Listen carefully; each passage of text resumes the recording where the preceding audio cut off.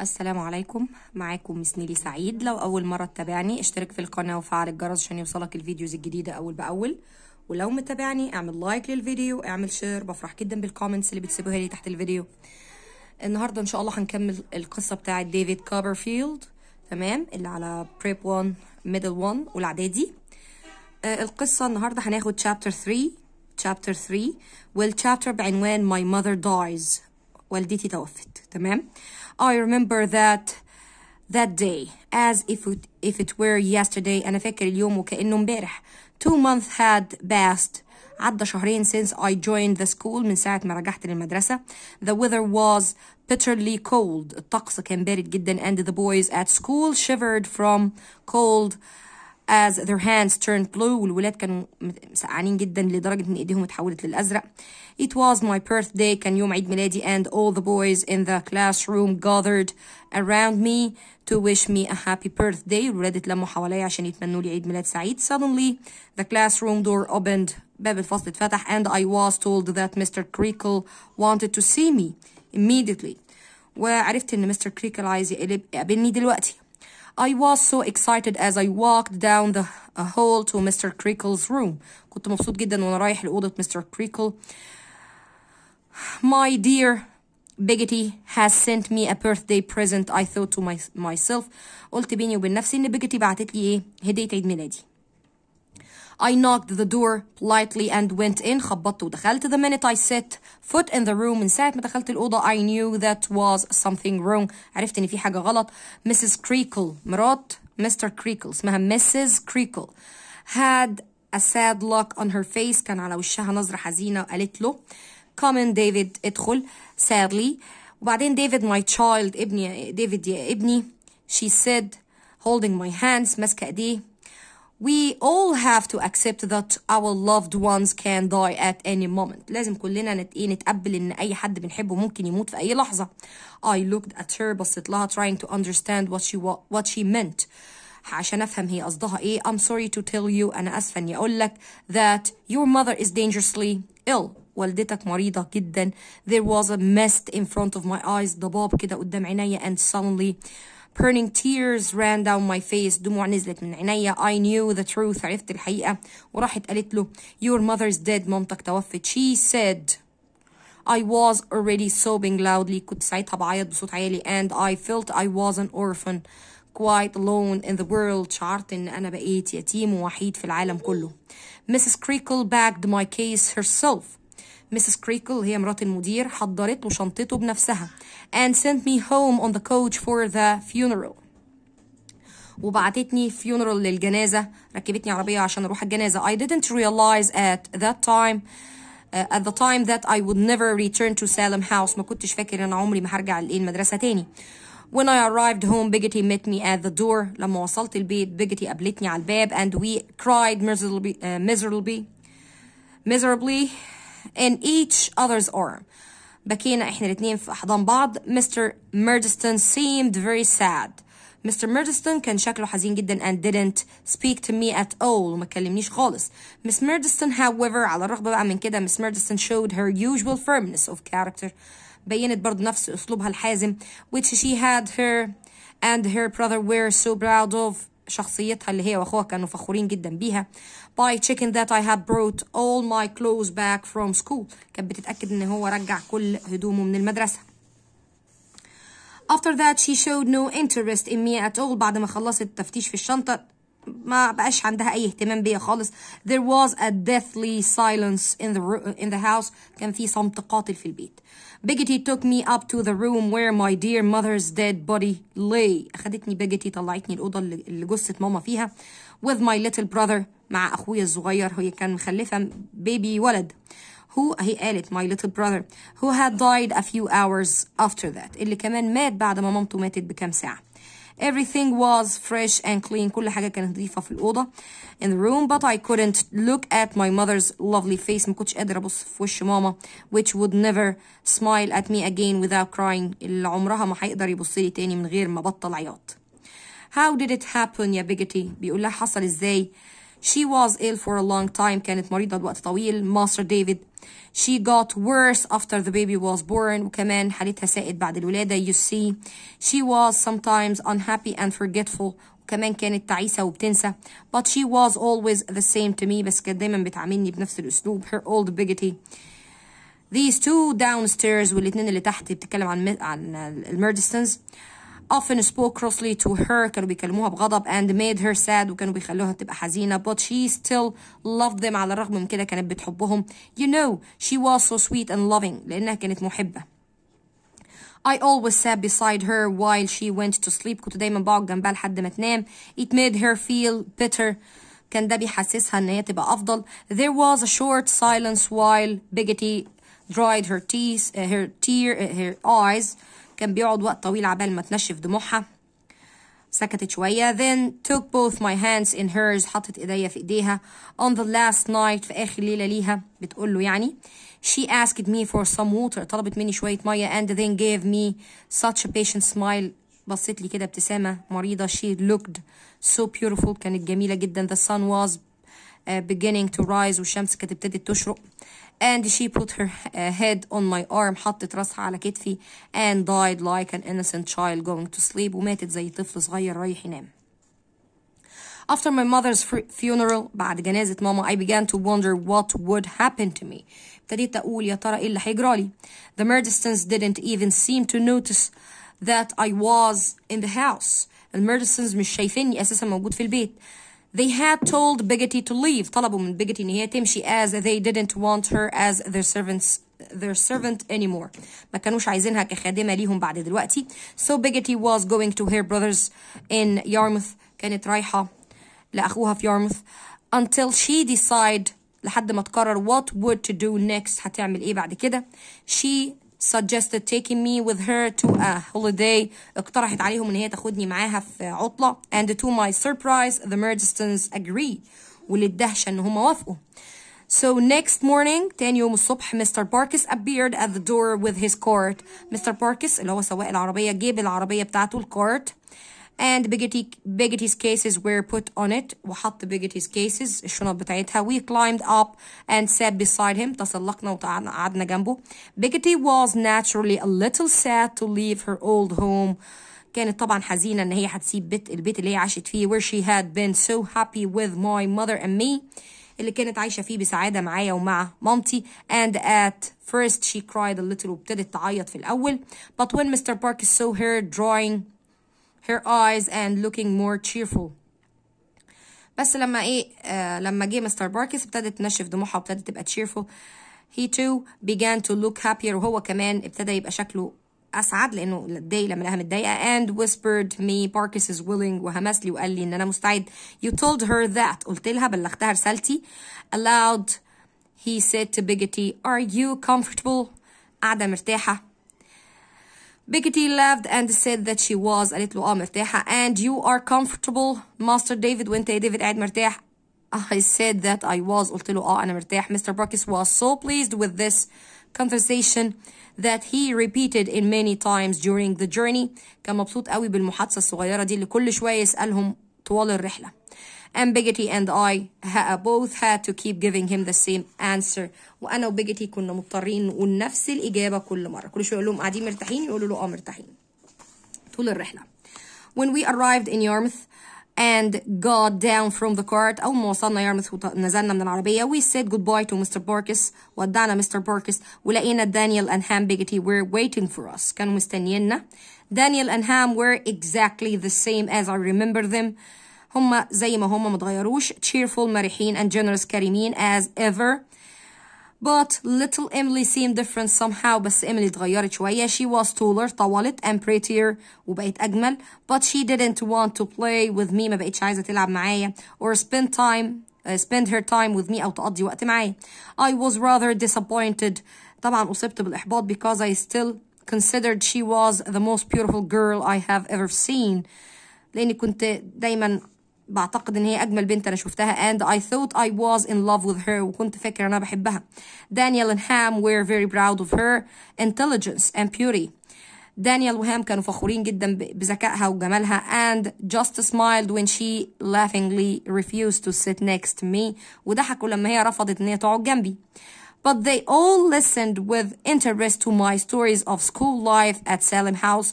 كله كان قاعد بيسمع لقصصه في المدرسة.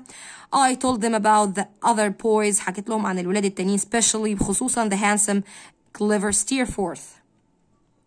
I admired him so much that I couldn't stop myself telling them all about him. كنت معجب بيه لدرجة أنا ما كنتش قادرة أبطل كلام عنه. Suddenly I noticed Emily was listening eagerly. Emily بقى كانت بتسمع بإيه؟ بلهفة كده.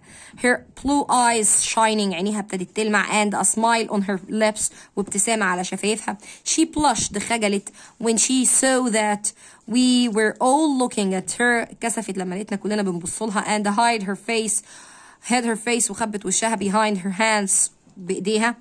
Emily is like me. Emily عاملة زيي ده بيجتي اللي بتقول and would like to see David's friend Mr. Steerforth. هي حابة تشوف صاحب ديفيد. The days passed happily. الأيام عدت بسعادة. Although Emily and I didn't play together. على الرغم إن إحنا ما لعبناش مع بعض as we had done before زي ما عملنا قبل كده.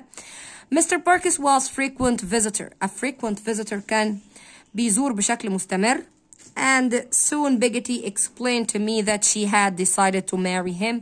وبيجتي قالت إن هي قررت تتجوزه. I will love you just as much David my dear when I am married. هحبك زي ما بحبك حتى لو أنا متجوزة. She told me ده بيجتي اللي بتقوله. She told me holding me closer to her وهي حضناني and I will be able to come and see you in the court anytime I like وحاجة أشوفك بالعربية وقت ما أحب. Parkes is a good man. Parkes راجل كويس and I'm sure I will be happy with him ومتأكدة إن هبقى مبسوطة معاه. He has got a nice little house. عنده بيت صغير and I will keep a little bedroom there for you. هعمل أوضة صغيرة ليك to use whenever you want. تستخدمها وقت ما تحب. You will always be welcome to come and stay. ومرحب بيك دايما تيجي تقعد. So when I returned to Blunderstone لما رجعت بيتنا Biggity had become Mrs. Parkes. بيجتي اتجوزت وبقت مدام باركس and I was glad to think of her وبقيت مبسوط ان انا بفكر فيها in her own house في بيتها with a husband مع زوج to take care of her يعتني بيها. At home my stepfather and his sister didn't seem pleased to see me.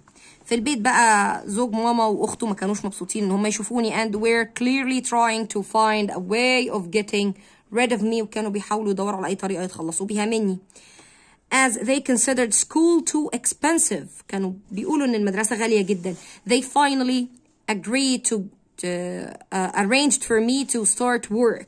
الاتنين قرروا إن أنا المفروض أبتدي شغل. Although I was still only 10 years old. قرروا إن هو يشتغل على الرغم إن أنا كان عمري بس 10 سنين and very small for my age وكمان كان شكلي أو حجمي أصغر من سني. I was sent to London to work in a warehouse in the east of the city near the river. بعتوني لندن أشتغل في مستودع قريب في الشرق قريب من المدينة قريب من النهر. My job وظيفتي بقى was to wash bottles. أغسل الأزايز which would then be filled with wine اللي هتتملى بعد كده بالخمر. Or to bag the filled bottles in cases أو أعبي الأزايز المتعبية في الكراتين يعني. I was paid only 6 shillings a week. كان بيدفع لي 6 shillings في الأسبوع. There were several other boys who worked with me وكان في ولاد تانية بتشتغل معايا. But I was the only one who had been to school. أنا الوحيد اللي رحت مدرسة. All the warehouse workers were coarse, rough people. كانوا ناس coarse يعني خشنين شوية في التعامل. Who were used to working in dirty conditions for long hours. كانوا متعودين ان هم يشتغلوا في مكان قذر لساعات طويلة. No words can describe the horror I felt. مفيش كلام يصور لكم قد ايه كنت خايف. When I realized that لما عرفت I realized what my life was going to be like from now on. لما عرفت حياتي هتبقى عاملة ازاي من هنا وطالع. I was deeply ashamed at having such a job. كنت خجلان جدا من ان انا يبقى معايا وظيفة زي دي. And I was Also afraid that I would forget everything I had learned from my mother and my teachers. وكنت خايف أنسى كل اللي اتعلمته من ماما ومن مدرسيني. I would never find friends like Treadles or Steerforth. عمري ما هلاقي صحاب زيهم or be able to get a better position in life. وعمري ما هحصل على وظيفة كويسة في الحياة. It was an extremely unhappy time for me. كان وقت تعيس جدا ليا. My stepfather has asked Mr. Quinion, the manager. زوج ماما بقى طلب من مستر كوينيون. مين مستر كوينيون؟ قال لي the manager اللي هو المدير بتاع الوير هاوس to find me somewhere to stay in London. يدور لي على مكان اقعد فيه في لندن.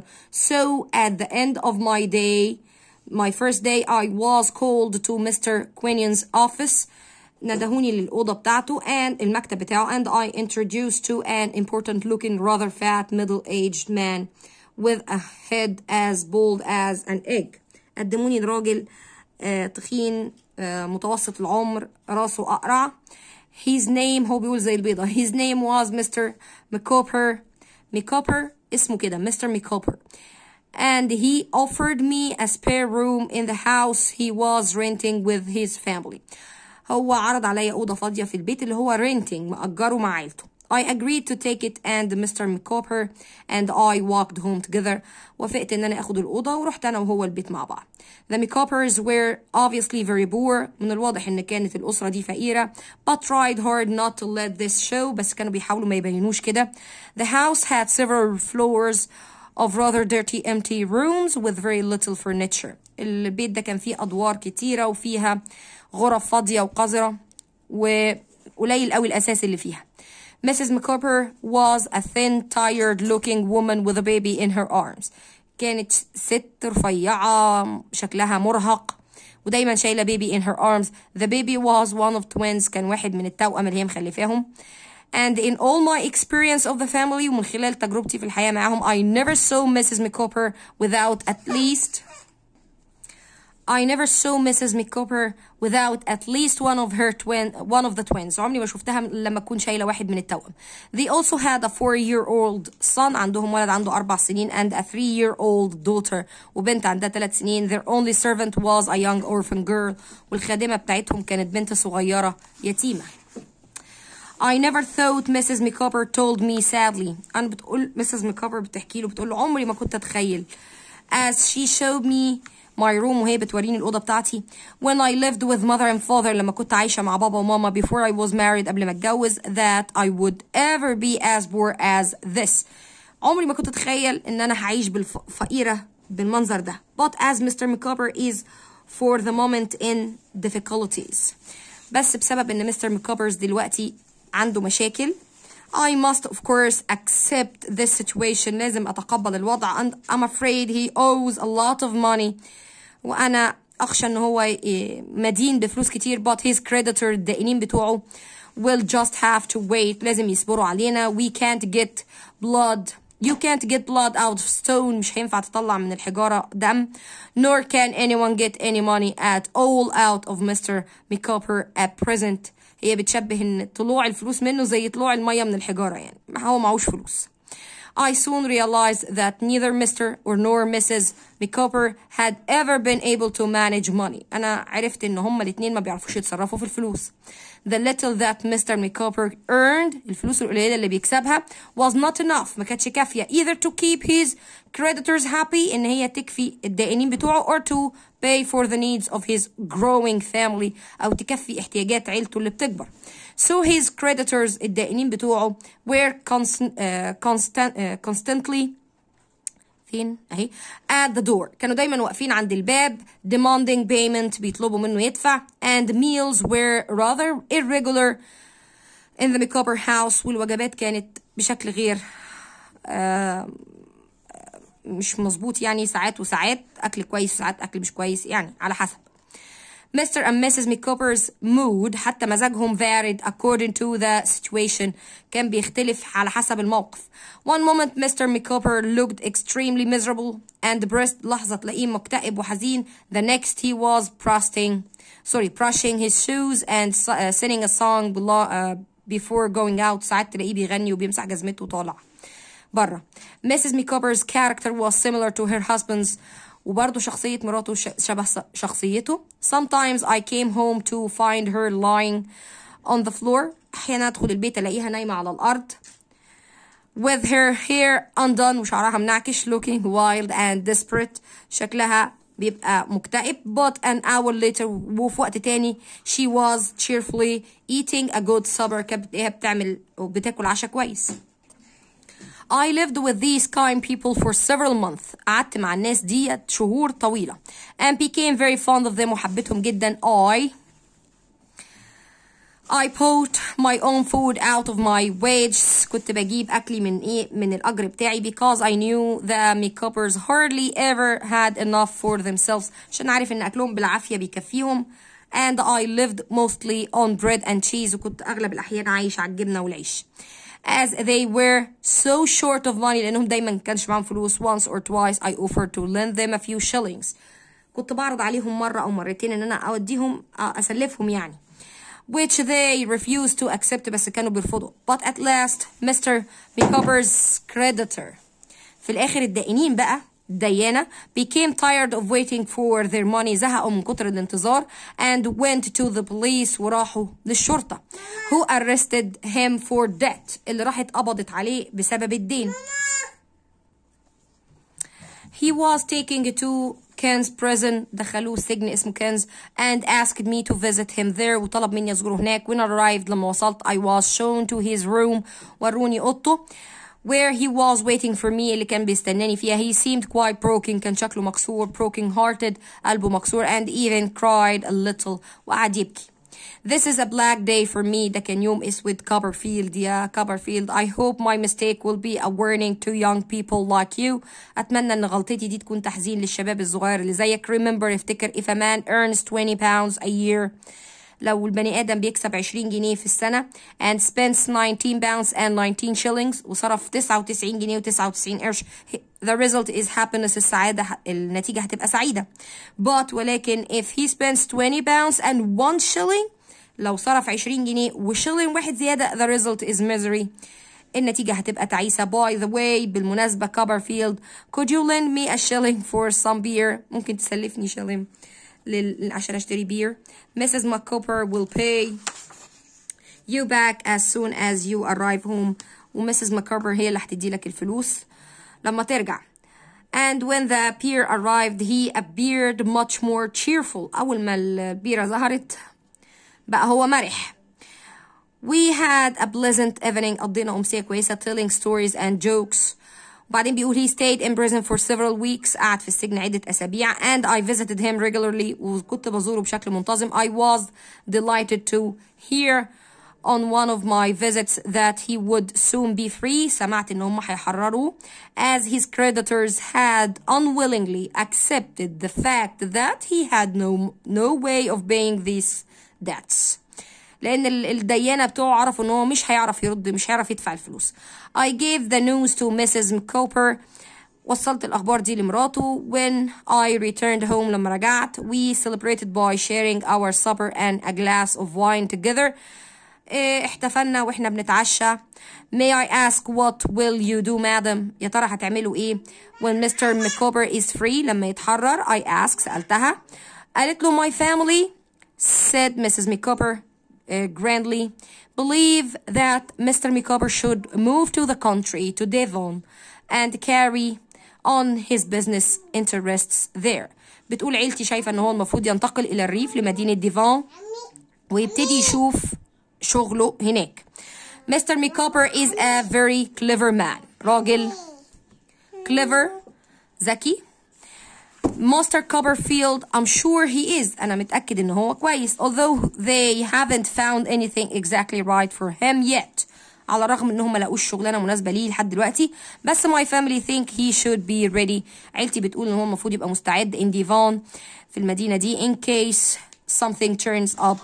في احتمال إن ممكن يظهر شغل يعني. She put down her empty glass. حطت الكاس بتاعها and will you be going with him madam. هتروحي معاه. قالت له I must لازم I will أكيد. Mrs. McCopper's voice rose to a scream. صوتها عالي كده وكانها بتصرخ. He's my life. ده هو حياتي. My love. حبي. my husband زوجي, the father of my children, والد أولادي. I will never desert Mr. McCooper. عمري ما ههجره. You can't ask me to desert him. ما ينفعش تطلب مني ان انا اسيبه. I felt very uncomfortable as I had not asked her to desert him at all. اتضايقت من كلامها، انا ما طلبتش منها ان هي تسيبه. But she soon became calm again, هدت تاني and finished her supper وكملت عشاها عادي.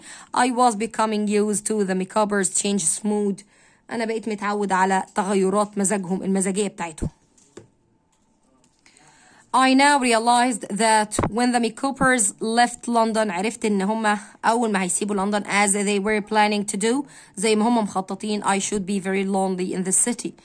هبقى وحيد في المدينة. I still hated my work. كنت بكره شغلي في الwarehouse and wanted to make a better life for myself. كنت عايزة أعمل حياة أفضل لنفسي. I thought about it for a long time. كنت بفكر في الموضوع لفترة طويلة.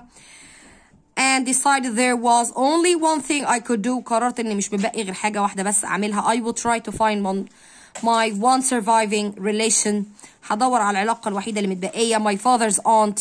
عمة بابايا Miss Betsy Trotwood. اسمها كده. I would try to find my one and ask her to help me. وهطلب منها تساعدني. I knew she lived somewhere near Devore in Kent. أنا عارف إن هي عايشة في منطقة اسمها ديفور في مدينة كنت. I could go there by coach. هروح هناك بالعربية because Biggity had once sent me 10 shillings to keep. Biggity قبل كده بعتت لي 10 shillings أحتفظ بيهم in case في حالة I ever needed لو احتجتهم. The time had come to use that money. الوقت جه ان انا استخدم الفلوس دي. زي ما قلت لكم قبل كده ان انا شغاله الستوري من كتاب المنار اهو، وهنا عامل الدايلوج وكمان عامل الاسئله، وهنزلها لكم ان شاء الله الرحمن في تحت الفيديو في التعليقات. تمام. وكمان المحور عامل اسئله. نيجي بقى لشابتر 4. Chapter 4 بيقول the McCobbers. David lives with his aunt. راح يعيش مع عمته. The McCobbers had a very little clothes. كان عندهم هدوم قليلة قوي to pack عشان يجهزوها and it took me no time to help them. وما أخدش مني وقت عشان أساعدهم في الباجز بتاعتهم. I made sure they were safely on the coach. اتأكدت إن هم طلعوا بسلام في العربية بتاعتهم. Waved goodbye وعملت لهم مع السلامة and watched as the coach disappeared around the corner of the street. فضلت واقف لحد ما العربية عدت.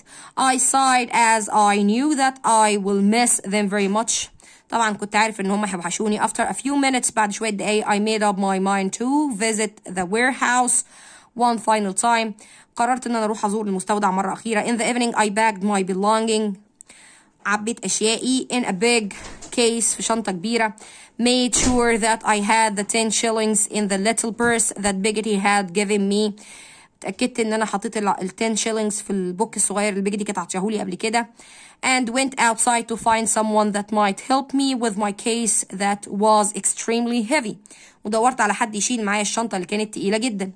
A tall young man with a horse. لقيت راجل طويل ومعاه حصان and a cart وعربية was passing by. كان معدي. At that very minute في الدقيقة دي.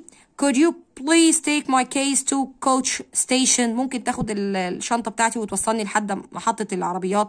I asked him politely. The young man put the case into his cart. حط الشنطة في عربيته. Then looking around quickly to make sure there were no witnesses. قعد يبص حواليه عشان يتأكد ان مفيش شهود على اللي هيعمله. He pushed me roughly against the wall. زقني على الحيطة and took my purse out of my trembling hand. أخذ البوك من إيدي اللي كانت بتترعش. Before I could say a word. قبل ما أقول كلمة he had driven the horse and cart down the road and out of sight around the corner. أخذ العربية وجرى بيها.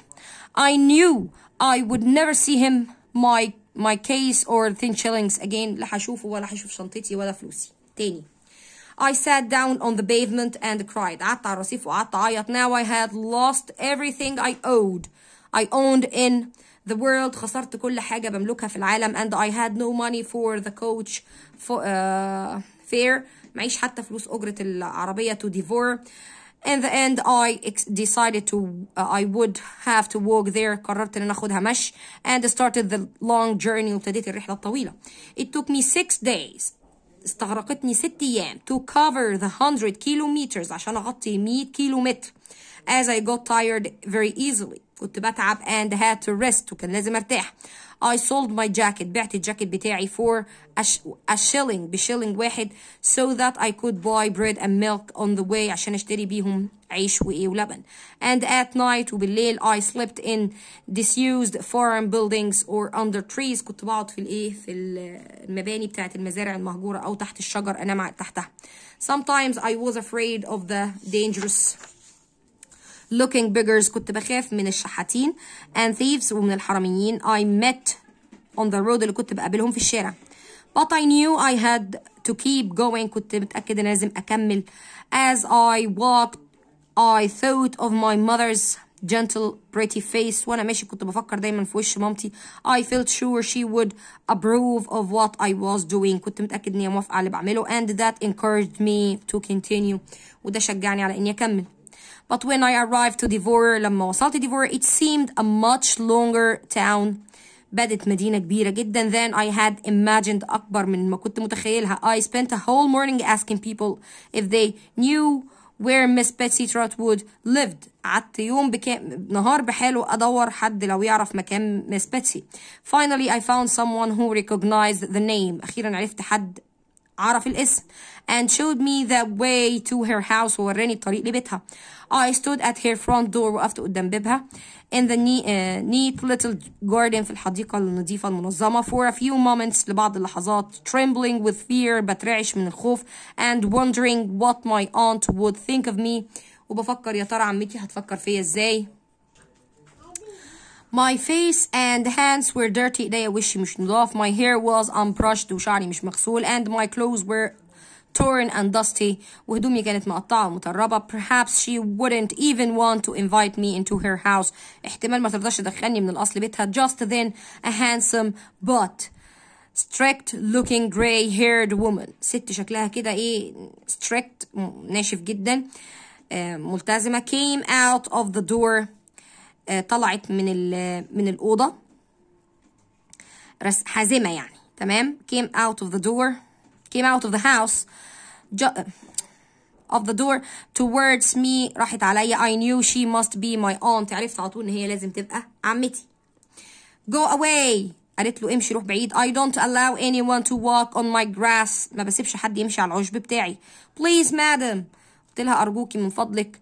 please aunt أرجوكي يا عمتي. فسكتت قالت له what قالت له ايه. please aunt I'm your nephew أنا ابن أخوكي. good heavens مش معقول. and sat down وراحت قاعدة rather suddenly on the grass قعدت على العشب.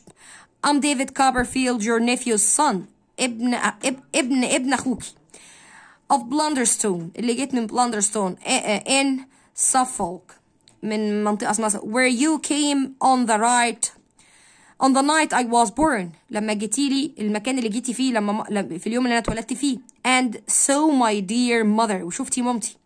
I have been very unhappy since she died وأنا تعيس من ساعة ما ماتت. my stepfather sent me to work زوجها بعتني للشغل in London and I hated it وأنا بكره الشغل ده and ran away وهربت and someone stole my case and my money وحد سرقني وسرق فلوسي and I have had to walk all the way and I haven't slept in a bed for 6 nights وبقالي 6 أيام ما نمتش في سرير. here my self-control broke وهنا بقى ما قدرتش استحمل and I fell to the ground وقعت على الأرض sobbing bitterly وأنا بعيط. my aunt jumped to her feet عمتي وقفت بسرعة على رجليها picked me up وراحت أخداني and took me into her sitting room دخلتني أوضة الجلوس where she mixed some medicine in a large and in a glass حطت شوية دواء في كوباية and made me drink it وخلتني أشربهم. she also wrapped me in a large blanket and put me on her sofa لفتني ببطانية وقعدتني على الصوفة على الكنبة. then she rang the bell of her servant Janet رنت الجرس بتاعت الخادمة بتاعتها اللي اسمها جانيت. please ask Mr. Deck to come here Janet خلي مستر ديك يجي. she said a tall gray-haired pleasant looking gentleman entered دخل عليهم راجل شكله كويس وشعره رمادي يعني مش صغير.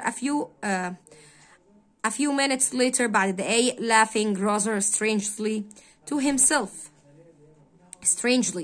بيضحك كده بشكل غريب.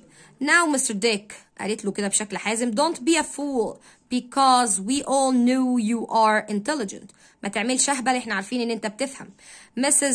Mr. Dick looked very serious at once. راح على طول أخد شكل جاد. No doubt you remember that I had a brother. انت عارف طبعا ان كان عندي اخ اسمه ديفيد كوبرفيلد، ده اخوها الكبير. Well this is his son. ده ابنه. He has run away. هو هرب. Oh really? David's son. بجد ده ابن ديفيد run away هرب. Well now the question is Mr. Dick what shall I do with him؟ اعمل فيه ايه بقى؟ فقال لها بصله كده شوية وبعدين قال لها If I were you لو أنا مكانك I would wash him. كنت حميته. Well done Mr. Dick. عندك حق. You always have the right answer. دايما عندك الإجابة الصحيحة. وبعدين بيقولي they washed me and gave me clean clothes and delicious food. حموني وأكلوني ولبسوني while I was eating. My aunt stared at me. عمتي كانت بصالي occasionally whispering وكمان بتهمس good heavens to herself. بتقول لنفسها when she could see that I felt better she asked me question after question. لما لقيتني بقيت كويس بقت تسأل سؤال ورا سؤال and I told her the story of my life. حكيت لها قصة حياتي. good heavens she said. قالت yeah when I had finished. why did your poor mother marry again؟ مامتك اتجوزت تاني ليه؟ what a terrible mistake. يا لها من غلطة بشعة. perhaps she was in love. يمكن كان بتحبه. ده مستر ديك هو اللي بيقول smiling his rather foolish smile. in love said Miss Betsy Trotwood crossly. perhaps the poor still girl thought she was in love. يمكن تكون فاكرة كانت بتحبه. but now Mr. Dick another question. سؤال تاني. what should we do with the boy؟ نعمل مع الواد ده ايه بقى دلوقتي؟ Mr. Dick قال لها you should put him to bed. خليه يروح ينام. thank you again. شكرا يا Mr. Dick for your common sense. عشان عقلك وإيه وحكمتك. Janet put the boy to bed. حطت الولد في السرير and soon in a comfortable clean little bed in a pleasant airy room. حطيته في أوضة وسرير نظيف وأوضة فيها هوا and the top of Miss Betsy Trotwood's house. في قمة البيت. I floated away. نمت بقى واستغرقت في الأحلام. At breakfast next morning I bravely asked my aunt. سألتها على الفطار بشجاعة what is going to happen to me؟ يا ترى ايه اللي هيحصل لي؟ راحت ردت عليه وقالت له I have written to your stepfather. بعت لزوج والدتك. Oh are you going to send me back to the Murdisons؟ هتبعتيني عندهم تاني. please don't. أرجوكي ما تعمليش كده يا aunt. please let me stay here. خليني قاعد معاكي. I don't know what will do yet. أنا مش قالت له أنا مش عارفة لسه هعمل إيه. we will have to wait and see. هنستنى ونشوف. This news made me very depressed. الأخبار دي خلتني أشعر بتعاسة and there was nothing I could do about it. ما كانش في حاجة أقدر أعملها بخصوص الموضوع ده. My aunt soon began to talk about something else. ابتدت تتكلم في موضوع تاني وقالت what do you think of Mr. Dick؟ سألته يا child إيه رأيك في Mr. Dick؟ قال لها he looks a little well mad. شكله كده مجنون. Is he mad؟ هل هو مجنون يا aunt؟ Well his family called him mad. عيلته كانت بتقول عليه إنه هو مجنون and wanted to lock him up forever. كانوا عايزين إيه يحطوه في مصحة يعني يقفلوا عليه للأبد. But I met him. أنا قابلته and thought I still think he is an extremely sensible intelligent person. وأنا كنت شايفاه عاقل جدا. So I offered to take care of him. عرضت إن أنا أعتني بيه and he has lived in my house for 10 years. بقاله 10 سنين عايش في بيتي. Nobody knows that useful advice he has given me. محدش عارف النصايح الكويسة اللي بيديها لي. I trust him completely. بأتمنه بشكل تام. When I heard how generous my aunt had been to poor harmless Mr. Dick. لما سمعتها قد إيه كانت كريمة معاه. I began to understand her character. ابتديت أفهم شخصيتها better بشكل أفضل. In spite of her stern appearance. على الرغم من شكلها عابس يعني and frequent crossness وغاضب. She was very kind to people. كانت طيبة جدا مع الناس who needed her help. اللي كانوا محتاجين مساعدتها. I hoped she would be kind to me. وأتمنى إن هي تبقى طيبة معايا. Several days later بعد شوية أيام I was looking out of the sitting room window كنت ببص من الشباك when I saw Mr. and Mrs. Murdstone riding into my aunt's garden داخلين الحديقة بتاعتها. My aunt had seen them too وعمتي شافتهم and she hurried out وخرجت تجري waving her umbrella angrily at them and shouting بتشوح لهم كده بالامبريلا بتزعق لهم go away ابعد don't ride on my grass ما تمشيش على العشب بتاعي do you think you are انت فاكر نفسك مين go away ابعد I tell you بقول لك aunt ندهت عليها بسرعة وقلت لها they are Mr. and Mrs. Murdstone قالت لهم ديفيد قال لها كده فقالت له I don't care مش مهم nobody is allowed to ride on my grass ما فيش حد مسموح له يركب أو يمشي على العشب بتاعي and she went back into her house وراحت داخلة الباب banging the door behind her راحت رازعة الباب وراها. The Murdstones had to lead their horses out of the garden ابتدوا طبعا ياخدوا الحصينة بتاعتهم ويبعدوا عن الجنينة and then return to the ring ورجعوا عشان ring the doorbell يرنوا الجرس. They looked very uncomfortable and unsure of themselves كان شكلهم غير واثق بنفسهم خالص. Janet showed them into the sitting room جانيت دخلتهم أوضة المعيشة where my aunt Mr. Dick and I were waiting أنا Mr. Dick وعمتي كنا قاعدين مستنيين. Miss Trotwood began Mr. Murdstone ابتدى يتكلم هو Excuse me I imagine you are the Mr. Murdstone who married my nephew's widow بتقول له انا اعتقد ان انت مستر ميردسون اللي اتجوزت ارمله ابن اخويا. In my opinion it would have been much better if you had never married the poor child كان هيبقى من الافضل لو ما كنتش اتجوزتها. فردت بقى مين مس ميردسون قالت I agree with you Miss Trotwood قالت لها انا متفق معاكي في الكلام ده. My brother would certainly have been happier كان هيبقى أخويا أسعد if he hadn't married her لو ما كانش اتجوزها because I considered poor dear Clara was in fact just a child عشان أنا كنت شايفة إن كلارا دي طفلة. ردت عليها وقالت لها fortunately للأسف you and I madam are too old أنا وإنتي كبار في السن and plain for anyone to say that about us عشان حد يقول عليا أنا وإنتي إن إحنا أطفال يعني. طبعا Miss Murdstone didn't seem eager to agree to this ما عجبهاش الكلام. Her brother however wanted to get down to business أخوها بقى كان عايز يدخل في الموضوع. Miss Trotwood قال لها having received your letter وصلني خطابك I have come to explain to you in case you haven't realized it yet جاي أوضح لك لو ما كنتيش تعرفي that this boy is extremely wicked الولد ده وحش جدا and violent وعنيف.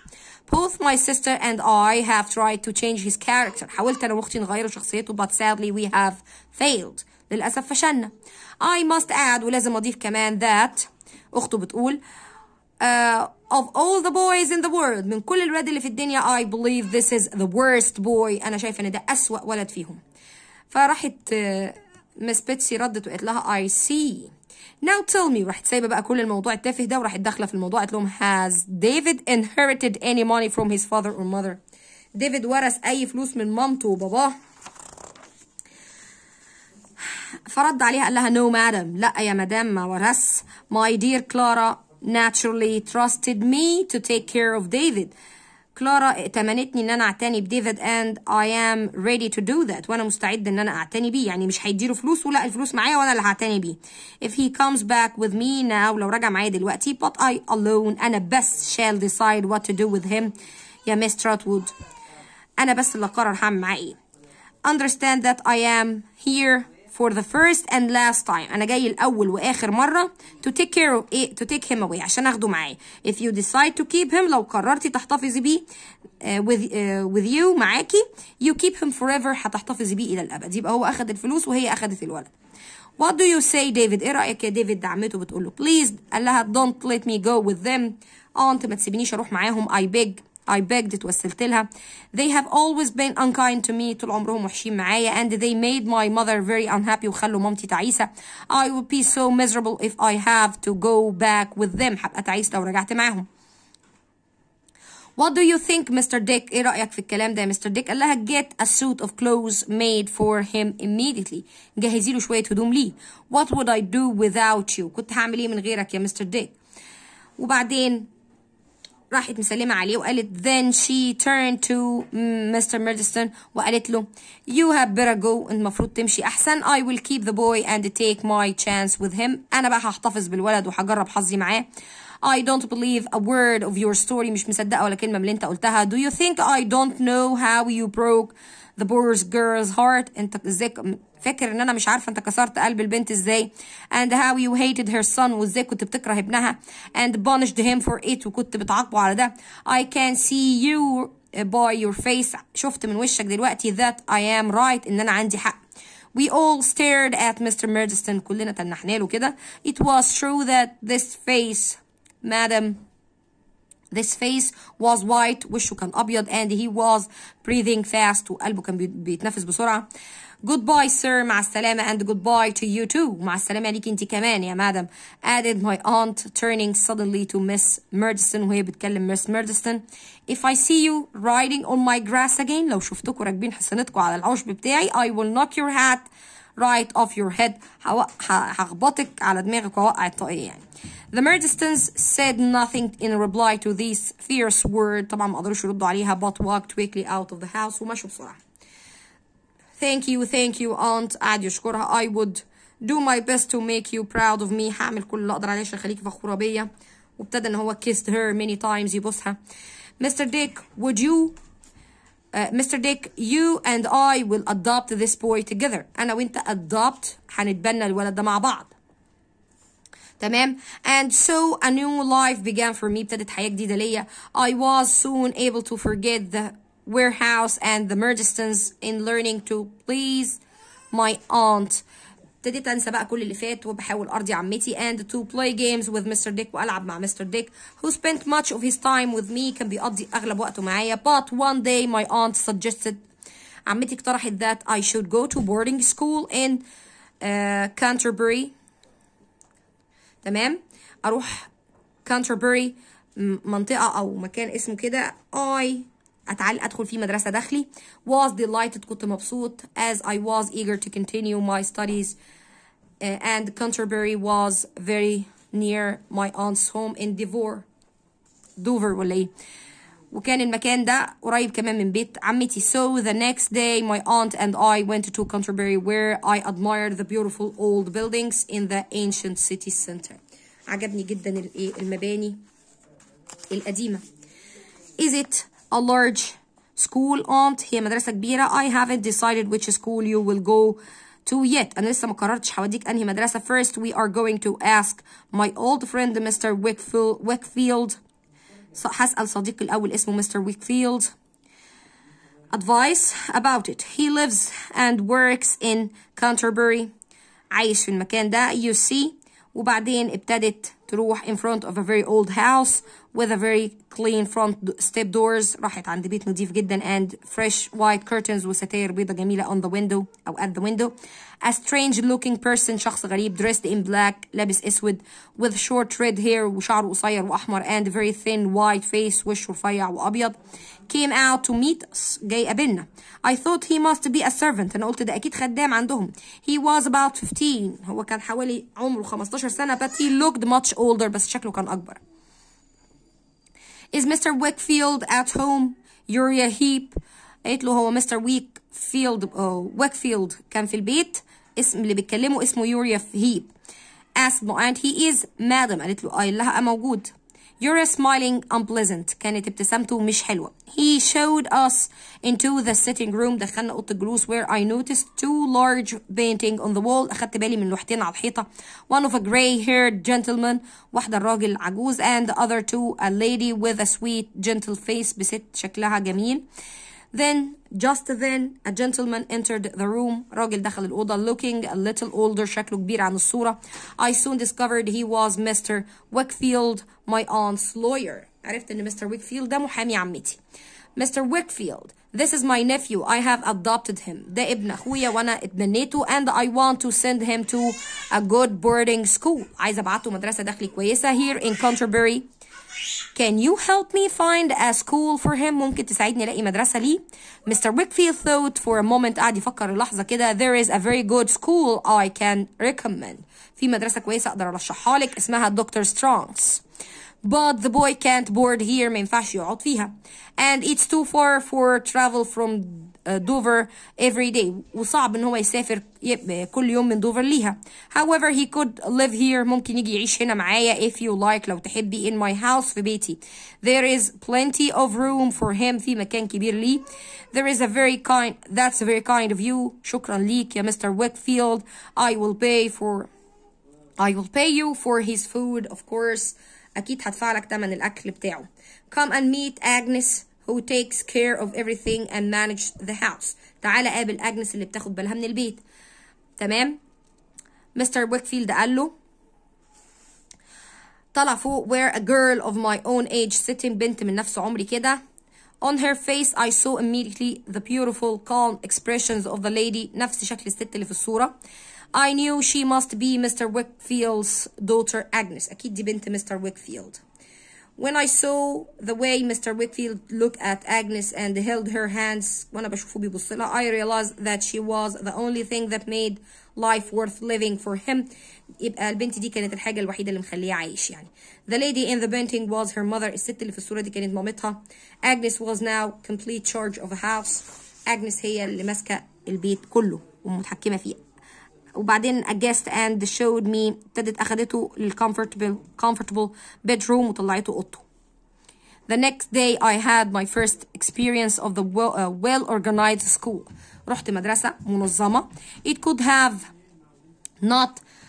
It couldn't have been more different from Salem. مش بعيدة قوي عن مدرسة سالم.